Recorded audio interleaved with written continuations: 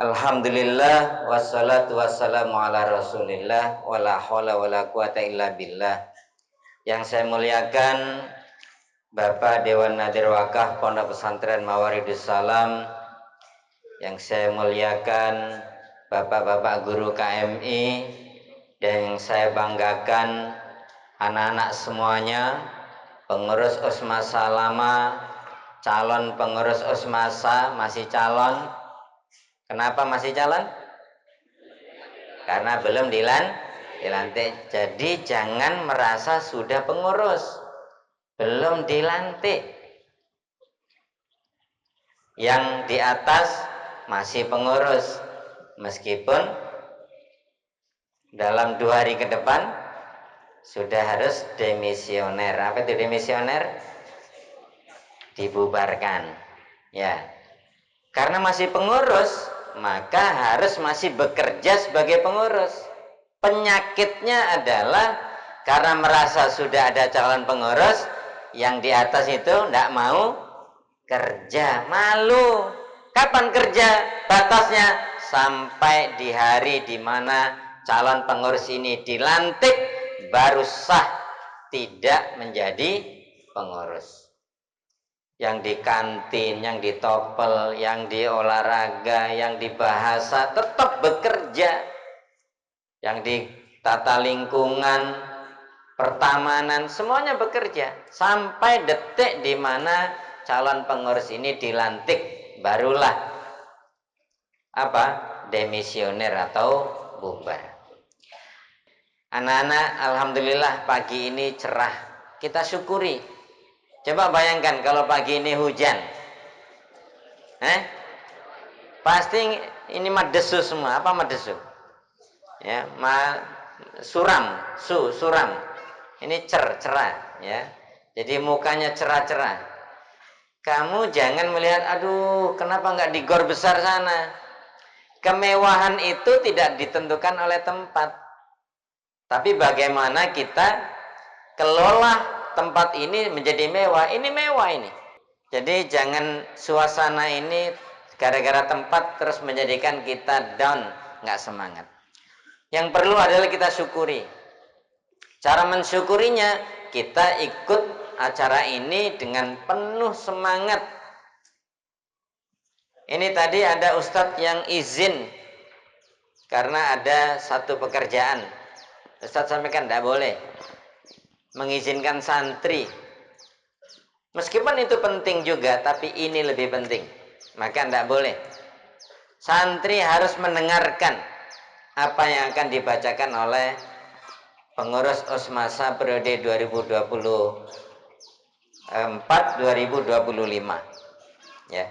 Jadi tempat jangan sampai mempengaruhi kesemangatan kita. Untuk itu kita bersyukur karena Allah mentakdirkan pagi ini betul-betul cuacanya cerah sekali. Kita berdoa semoga sampai hari Kamis nanti semuanya mendukung, ya, cuacanya mendukung acara-acara kita sehingga sukses luar biasa. Amin. Marilah kita sampaikan sholawat kepada Nabi besar Muhammad sallallahu alaihi wasallam. Insyaallah salawat-salawat itu kembali kepada kita dan menjadi kendaraan kita untuk berjumpa dengan Nabi Muhammad dan mendapatkan syafaat beliau nanti di hari kiamat. Amin. Amin. Tidak cukup dengan amin, tapi harus rajin bersolawat. Anak-anak sekalian, asatidz yang saya muliakan, kenapa Ustadz tadi sampaikan bahwa tempat itu, keterbatasan itu jangan sampai menjadikan kita down, menjadikan kita tidak semangat. Coba kita menerawang kepada masa-masa Rasulullah, masa-masa sahabat, atau masa-masa setelah itu, bagaimana para sahabat, bagaimana para saintis muslim sampai sekarang karya-karyanya tetap bisa kita baca, nama-namanya tetap semakin besar. Bandingkan fasilitas belajar dulu dengan sekarang. Kira-kira bagusan dulu atau sekarang? Dulu sudah ada HP, dulu ada pesawat, dulu ada kertas, dulu ada spidol, dulu ada AC, tidak ada. Tapi para ilmuwan waktu itu dengan kegigihannya bisa sampai menulis buku-buku tafsir, fikih, tauhid, buku sejarah. Coba bayangkan itu. Dan mereka sampai sekarang kita kenal ilmunya bermanfaat untuk manusia, bukan hanya untuk umat Islam, untuk manusia. Siapa bapak kedokteran dunia? Ibnu Sina. Muslim atau non muslim? Muslim. Apakah dulu Ibnu Sina belajar sudah pakai alat-alat kedokteran yang canggih seperti sekarang? Belum ada. Tapi bagaimana mungkin diagnosanya sampai sekarang masih dipakai sebagai rujukan? Siapa penemu optik? Penemu optik, kamera. Ibnu Haytham, betul. Ibnu Haytham. Alatnya nggak secanggih sekarang. Tapi bagaimana analisa optiknya sampai sekarang menjadi rujukan dunia. Ini menggambarkan kepada kita keterbatasan itu jangan membonsai kemauan kita, keinginan kita untuk maju. Ya, jadi anak-anak, Ustadz sengaja singgung ini supaya kita tetap semangat dimanapun kita ditentukan untuk membuat acara. Nah, tadi saya begini. Dulu anak putra ini di GOR, sekarang putri. Sekarang di depan asrama Indonesia, disulap seperti pesta ini. Ya, jadi anak-anak, kita berdoa. Kita sekarang ini sedang membuat program-program percepatan, baik sarana fisik maupun non fisik. Sekarang ini ada anak-anak yang bertanya, "Tat, kok kerjaan kita ini ngaji-ngaji aja? Pagi ngaji, sore ngaji." Kita tanya balik, apa ngaji itu tidak mulia? Mulia? Nah, kenapa kamu bertanya? Diajak bekerja yang mulia kok nggak mau? Insya Allah kita ingat betul pesan Kiai Haji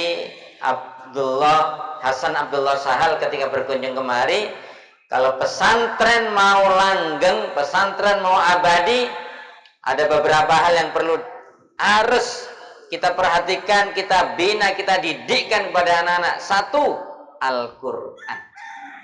Al-Quran harus nancap di hatinya anak-anak ini. Ciri anak pesantren ya bisa ngaji. Insya Allah kalian nanti kalau rajin ngaji di rumah, orang tuamu senang dan menjadi kampanye yang baik ke tetangga-tetangga. Syukur-syukur kamu berani imam di masjid taraweh, berani ceramah.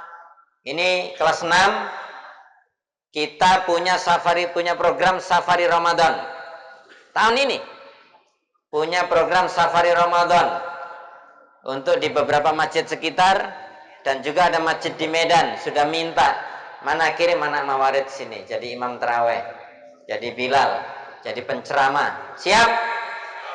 Kelas 6 siap?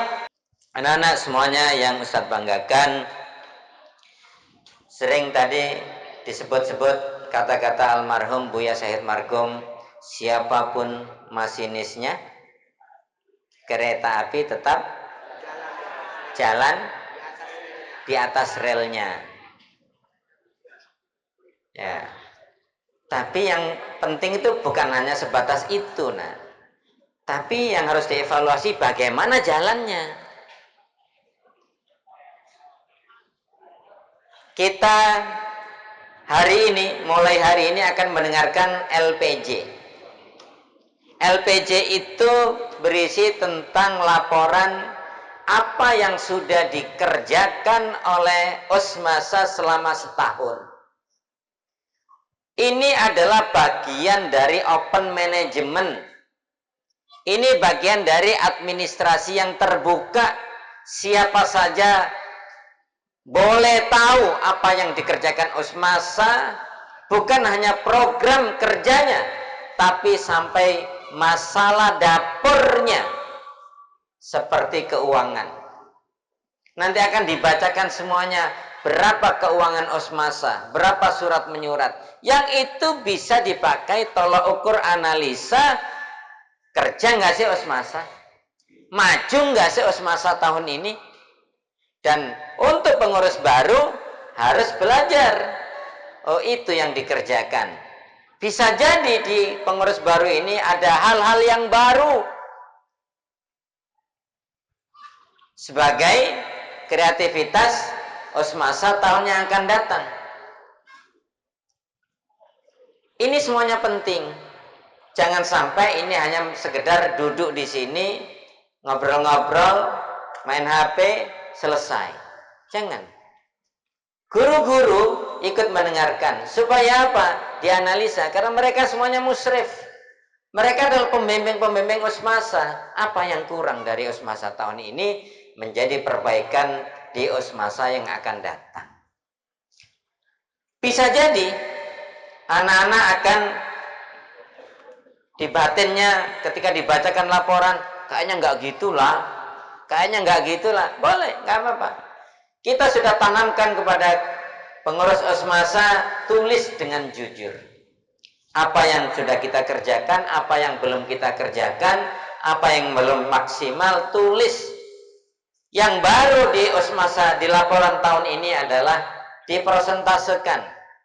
Kalau biasanya dalam evaluasi hanya sekedar mencantumkan program yang nggak berjalan atau kurang maksimal. Sekarang kita presentasekan berapa yang berjalan, berapa yang tidak maksimal.